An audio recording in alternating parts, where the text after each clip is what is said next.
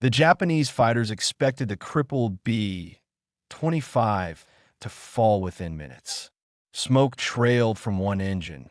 The bomber dipped unevenly, and the crew braced for the inevitable. But what happened next stunned every pilot in the attacking formation. A strange glimmer on the ocean below, a sudden shift in the sky, and a maneuver no one thought a dying aircraft could make. The Pacific morning carried a deceptive calm, the kind that hid danger behind thin layers of cloud and glittering water. The B-25 Mitchell bomber moved unevenly across that sky, one engine coughing out irregular bursts of smoke. Inside the fuselage, the crew worked silently, each man fully aware of the narrowing margin between survival and disaster. They had been hit during a low-altitude run, and the damage was worse than they initially believed. One propeller spun at half strength, and the aircraft drifted into a slow, unavoidable descent.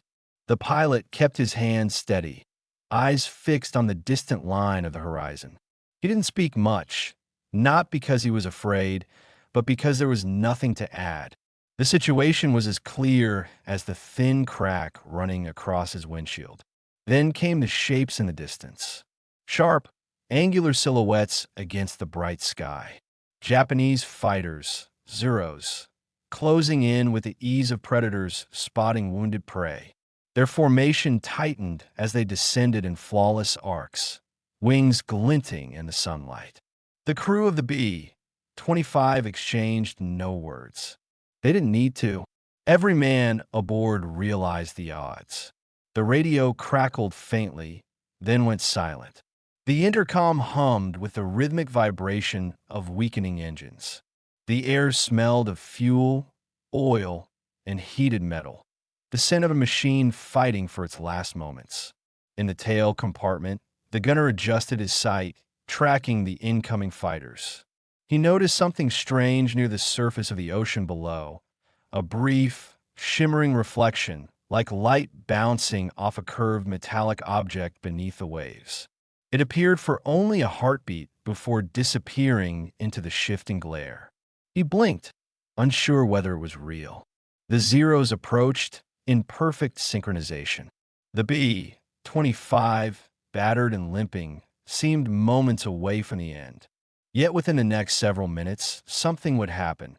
A maneuver born from desperation and instinct that would leave the Japanese squadron stunned and give this doomed bomber a chance no one expected. The first Zero descended from the upper right, its silhouette sharpening as it slipped through the layered sky. Behind it, two more fighters adjusted their spacing with effortless precision, forming a shallow arc that mirrored the curve of the rising sun. It was a formation the Japanese had perfected, a tightening crescent designed to trap a wounded aircraft and force it into predictable movement. Inside the B-25, the atmosphere thickened with the quiet tension that fills moments before impact. The bomber's interior vibrated unevenly, every metallic rattle amplified by the strain on the remaining functional engine.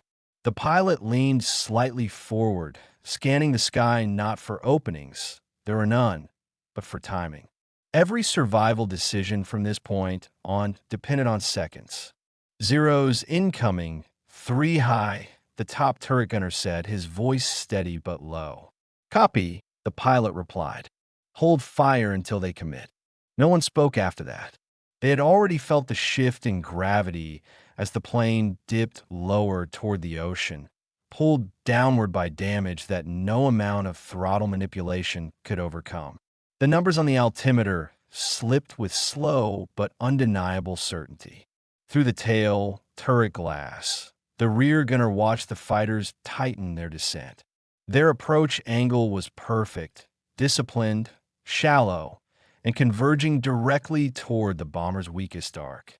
He tracked them carefully, even though he knew his firing window was too distant to matter yet. His breathing steadied into the automatic rhythm he had developed over months in the Pacific. Inhale, exhale, align, wait. Then he noticed it again. A faint glimmer near the ocean's surface, subtle, brief, appearing not from the water itself, but from something just beneath it. It shimmered like light striking a curved metallic object, but no debris field lay below, no friendly vessels, no known wreckage. The glimmer pulsed once, then vanished into the shifting blue. He blinked hard. It could have been a trick of altitude, of sunlight refracted through thin clouds. But something about its shape, that curved reflection, lingered in his mind. "Anything on the deck?" the co-pilot asked, noticing the gunner's pause. "No," the gunner answered after a moment. "Just glare." But it wasn't just glare. The reflection came from a defined angle, too precise to be random. It felt almost like a signal, not intentional, but present. The Zeros closed another 100 yards. The lead fighter performed a shallow roll, testing the B-25's reaction. The pilot didn't respond. Reacting too early would expose their intentions. He kept the bomber steady, letting the damaged aircraft drift as though it had surrendered to the inevitable. Inside the cockpit, the pilot's fingers hovered over the throttles. Not to climb, the plane couldn't, but to shift weight at precisely the right moment. He did not yet know when, only that the moment was coming. The shrinking distance to the fighters told him that much. The Japanese pilots, confident in their advantage, continued descending. Their tactic relied on the bomber remaining predictable, a damaged aircraft unable to maneuver. Their arcs converged, narrowing into the final segment of attack. The tail gunner steadied his grip. The shimmering reflection below resurfaced in his memory, and for reasons he could not fully explain, he shifted his attention between the fighters and the ocean's surface. The plane dropped another 40 feet. Spray from the sea below seemed almost close enough to touch. The pilot finally spoke, his voice controlled and precise. "Get ready. They're committing." The fighters tightened their angles. The B-25 continued losing altitude, and a strange glimmer beneath the waves, whatever it had been, lingered in the back of the gunner's mind like an unanswered question. Within moments, the battle would begin, and the bomber's only chance would come from maneuver that no rulebook had ever taught. The moment the Japanese fighters committed, the air around the B-25 seemed to tighten. The pilots of the Zeros dropped into their attack lines with complete confidence, wings angled inward toward the bomber's vulnerable rear arc. Their formation resembled a tightening claw, each motion rehearsed through countless engagements across the Pacific. They descended not with haste, but with certainty, the certainty that comes from knowing the target cannot escape. Inside the cockpit of the B-25, the pilot adjusted his grip on the trembling control column. His damaged aircraft felt sluggish, every movement delayed by the failing hydraulics and the imbalance caused by the crippled engine. He tested the rudder gently, still responsive, though not fully. The bomber sank another few dozen feet, drawing closer to the shimmering ocean below. "Hold steady," the co-pilot said, though his voice betrayed the weight of the moment. "I'm steady," the pilot replied, eyes fixed ahead. "They expect us to climb. They expect panic." But panic was absent from the crew compartment. The men of the bomber had fought through too many encounters, survived too many close calls, to waste energy on anything but the present. Their breathing synchronized with the machine's rhythmic rattle, each vibration reminding them of the delicate line between flight and collapse. The tail gunner rotated his turret slightly, tracking the lead Zero's approach. He did not fire, not yet. The Japanese tactic relied on drawing premature fire, forcing the gunner to reveal his aim and waste ammunition. He waited, watching their wings glint briefly in the shifting light.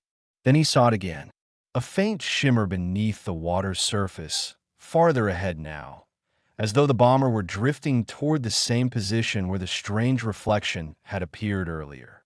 This time the glimmer came not as a pulse, but as a slow, curved flash, like light striking the edge of something metallic lying just beneath the swell of the sea. No aircraft wreckage had been reported in this sector, and nothing large enough to reflect sunlight should have been this close to the surface. He blinked, focusing again on the fighters. The Zeros were almost in range. The pilot, unaware of the strange reflection below, studied the timing of their descent. Japanese doctrine relied on predictable responses, a desperate climb, a sharp turn, or a slow bank that exposed the bomber's blind angles. But the B-25 could not climb. It could barely hold level flight. Its only weapon now was unpredictability, a move that defied everything the attackers expected. "We're going down another 50 feet, the co-pilot warned, scanning the altimeter. "Good," the pilot replied softly. "Let them think we're losing control." And they did. From the perspective of the Japanese pilots, the B-25 looked doomed. It drifted downward in an uneven glide, close enough to the sea for the Zero pilots to believe the bomber would strike the water before their attack, run, even finished. They tightened their formation, accelerating slightly. Inside the bomber, the top turret gunner braced his feet against the frame. "Here they come," he said. The lead Zero's nose dipped, committing to the attack run. The pilot of the B-25 made his move. He cut power to the damaged engine entirely, allowing the dead weight of the aircraft to pull the bomber into a sudden, unnatural drop. The B-25 sank sharply, almost skimming the waves. Spray lifted from the surface as the bomber's shadow passed over the water. The Japanese pilots were caught off guard. The maneuver made no tactical sense. A crippled bomber shouldn't voluntarily drop lower. It should climb, turn, or slow, not dive toward the sea. The sudden drop forced the Zeros to recalculate their angles, disrupting the symmetry of their attack pattern. The tail gunner seized the moment. He fired a short, controlled burst, not at the lead Zero, but at the space where the second Zero would overshoot due to the unexpected altitude shift. The round stitched a narrow arc across the fighter's wing root. The Zero wobbled violently, pulling upward too sharply to compensate. The fighter stalled for a fraction of a second, just long enough to break the formation. The pilot of the B-25 leveled the aircraft mere yards above the water. The strange reflection beneath the waves flashed again, stronger this time, though only the tail gunner noticed. And for the first time in the engagement, the Japanese formation began to fracture. The first crack in the Japanese formation widened faster than any of the pilots expected. The Zero that had been forced into an abrupt climb now drifted above the others, its pilot fighting the sudden imbalance caused by the unexpected burst from the tail gunner. The disruption wasn't catastrophic, but was enough to break the seamless coordination the squadron relied upon. Japanese aerial doctrine thrived on precision. Every turn, every roll, every approach vector was designed around unified timing. And now, the timing was off. The lead pilot, realizing the danger of losing synchronized control, signaled sharply for a regroup. But the damaged Zero continued to drift, climbing slightly higher with each correction. The other pilots hesitated, torn between resuming the attack or adjusting to restore formation integrity.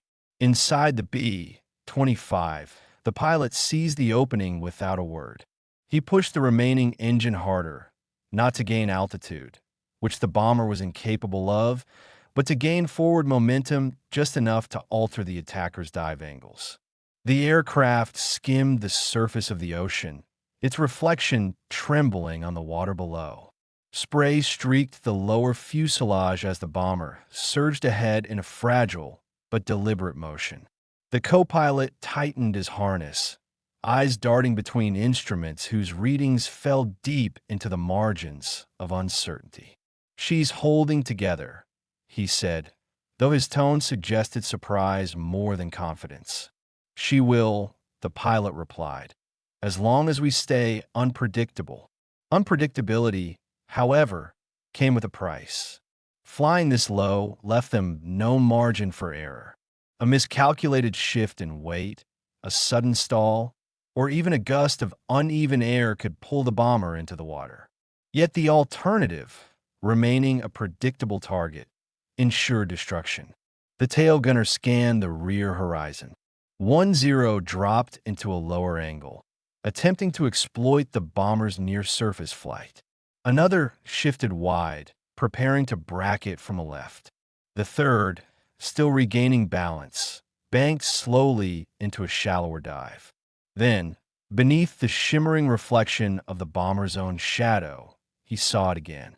The strange underwater glimmer, no longer a brief flicker, but a more defined, curved glint of light, appeared directly below the bomber's flight path. It followed the aircraft for several seconds, as though mirroring its movement from beneath the surface. The shape was indistinct, blurred by the motion of the waves, but it seemed metallic, smooth, and far too large to be drifting debris. The gunner blinked in disbelief. He leaned forward slightly, trying to focus past the movements of the Zeros.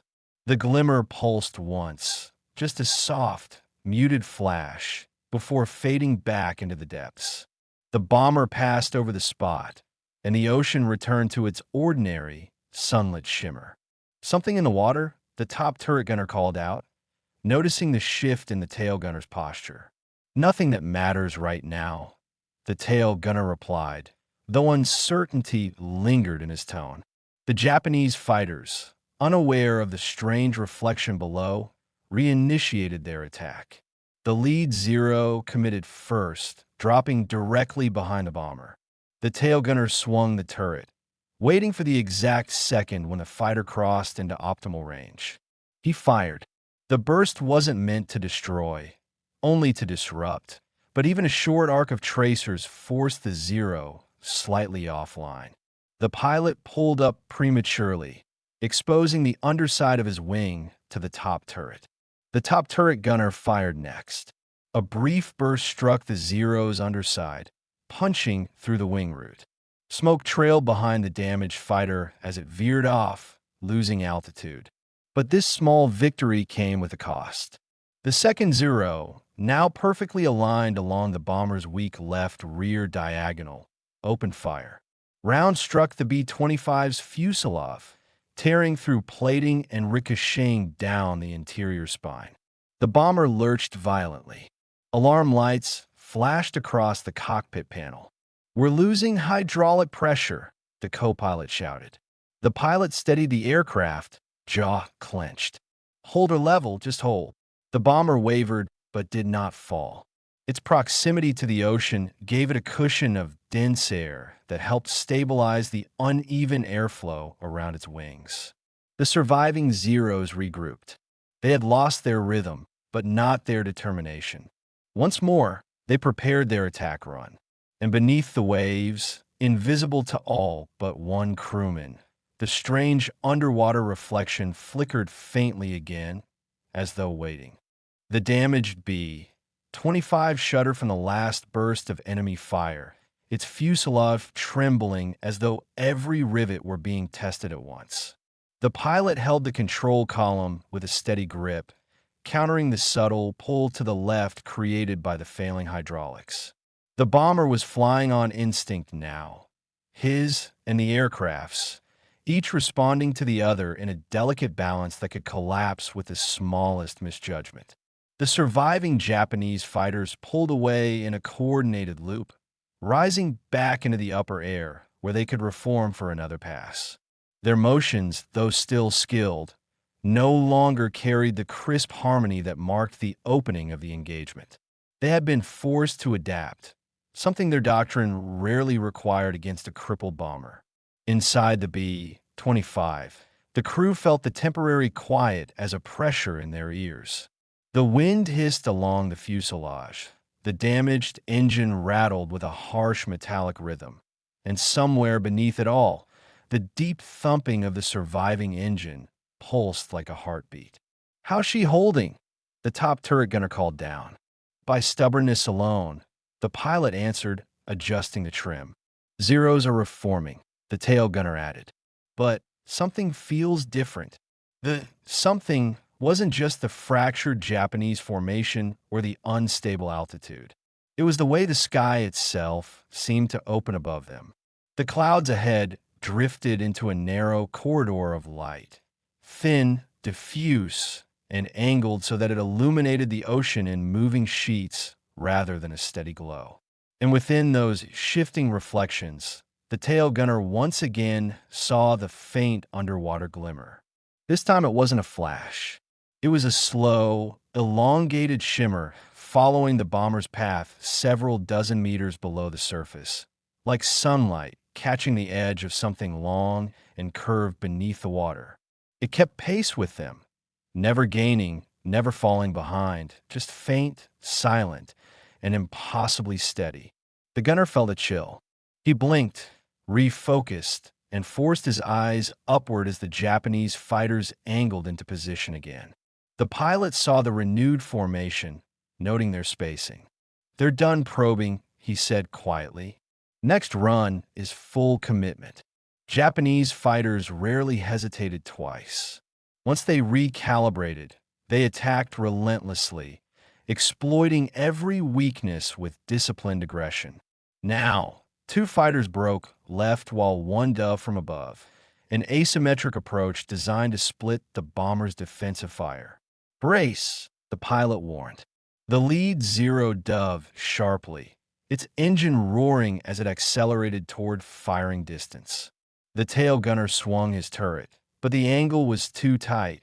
The fighter was approaching from a path intended to slip past his line of fire. The top turret rotated, tracking the upper attacker, but even that angle was compromised by the bomber's unstable elevation. The Japanese pilots had finally adapted.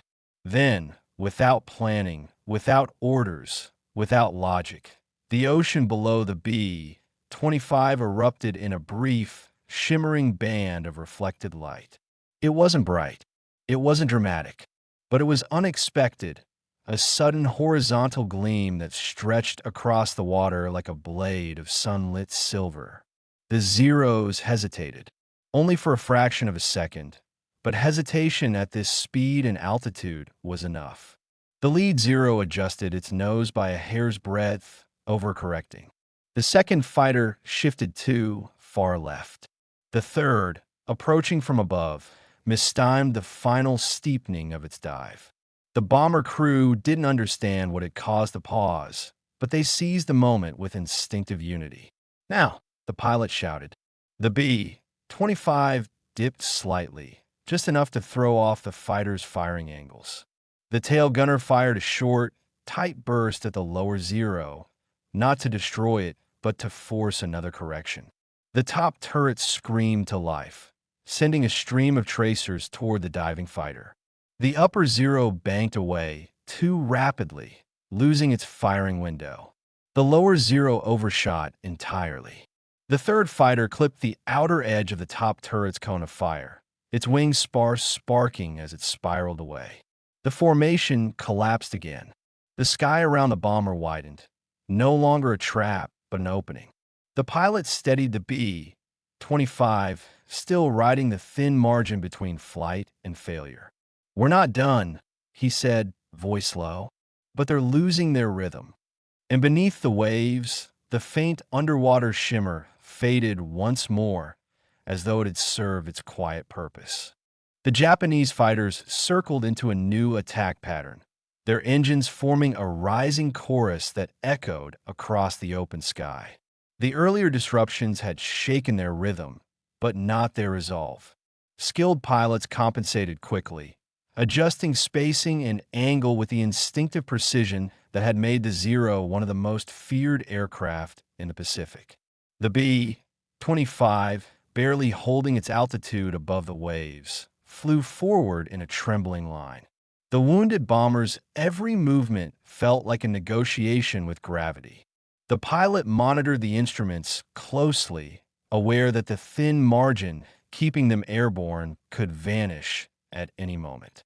Yet something in his posture had changed, not confidence, but clarity. He had begun to understand how the bomber's instability might become its only weapon. Zeros splitting again, the top turret gunner called out. The pilot nodded, tracking the motion in his peripheral vision. Let them. They think they've figured us out. But the Japanese pilots were no longer as certain. Moments earlier, the odd shimmer across the ocean had broken their timing.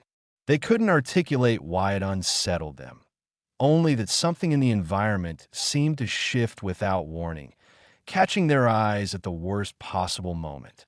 Even the most disciplined fighter pilot was, after all, still human.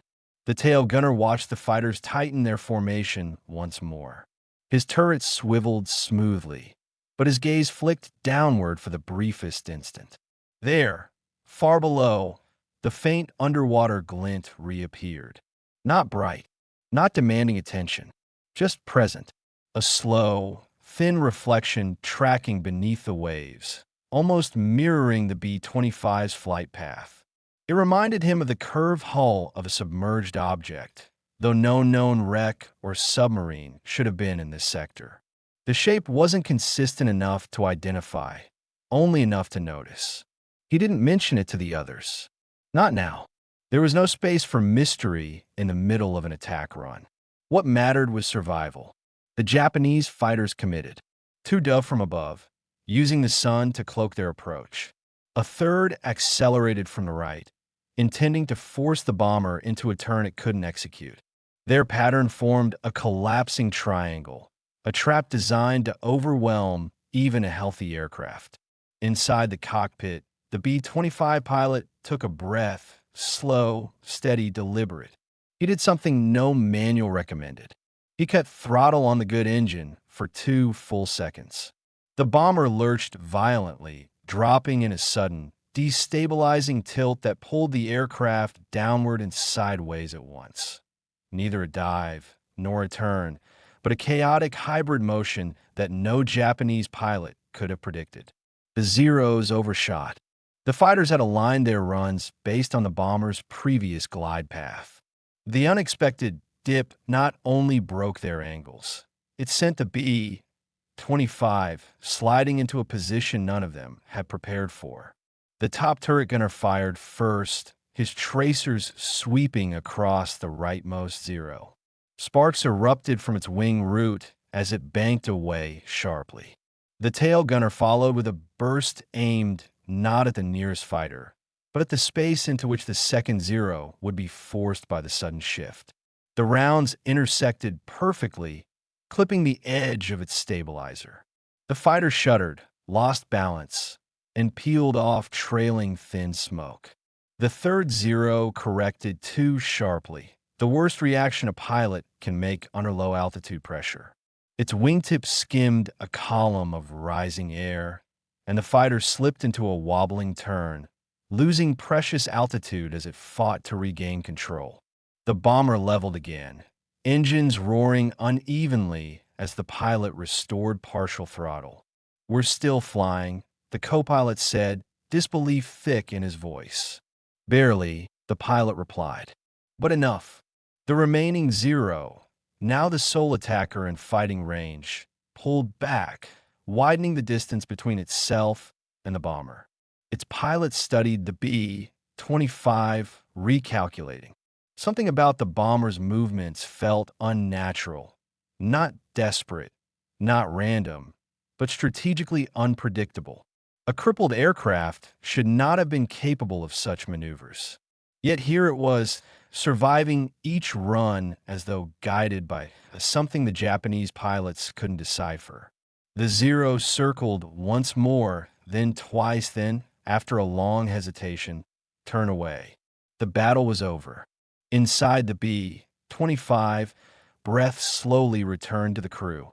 The bomber still shook, still trailed smoke, still hovered dangerously near the surface of the ocean, but it remained airborne. The tail gunner looked downward one last time. The underwater glimmer was gone. Only open water lay beneath them, wide and silent. Whatever had followed them through that impossible fight had vanished as quietly as it appeared. When the last Zero disappeared into the pale horizon, the crew of the crippled B-25 sat in a silence deeper than exhaustion. The bomber still trembled with every shift of air, its damaged frame groaning under the strain of remaining aloft. Smoke drifted from the ruined engine in thin, wavering trails. The ocean below shimmered in long, quiet bands of reflected sunlight, as though the battle had occurred in a different world entirely. Inside the cockpit, the pilot released a slow breath. "We're alive," the co-pilot whispered, more to himself than to anyone else. "Alive," the pilot repeated, not as relief, but as quiet confirmation of the impossible. The crew worked in steady rhythm to stabilize the aircraft. The gauges were unreliable, the hydraulics unstable, and the fatigued engine struggled to maintain even their reduced power. Yet, inch by inch, the bomber climbed out of immediate danger. The men moved with calm precision, guided by experience, instinct, and something else. The lingering disbelief that they had survived an attack no crew should have endured. In the tail turret, the gunner continued watching the ocean below. He expected nothing, yet some part of him searched for the shimmering glint that had appeared again and again during the fight. There was nothing now. The water stretched endlessly beneath them, empty and bright, offering no explanation. He wondered if the reflection had been a trick of light, or something deeper, something shaped by the shifting sun and smoke and fear. Whatever it was, it had drawn his attention at moments when seconds mattered most. He said nothing of it when the pilot checked in. Some experiences belonged to the quiet spaces between memory and imagination. Some details lived only in the mind of the man who saw them. Hours later, when the bomber finally reached friendly territory, its landing was rough but survivable. Mechanics swarmed the aircraft, stunned that a machine in that condition could remain airborne. Brief reports were filed. Debriefings were conducted. The crew described the maneuvering, the unexpected dips, the timing that had thrown the Japanese formation into confusion. But the shimmering underwater reflection, that part was never written down. It remained instead in the private recollection of one gunner. A small, inexplicable detail on a day when logic failed, when a dying aircraft defied the odds, and when survival seemed to hinge on something just beyond understanding. The B-25 should not have lived through that encounter. Yet it did. And some mysteries, like the men who witnessed them, stayed silent long after the war had ended. If you enjoyed this documentary and want to discover more untold stories from World War II, make sure to subscribe to WWII Chronicle Vault. Your support helps us bring history back to life, one forgotten story at a time.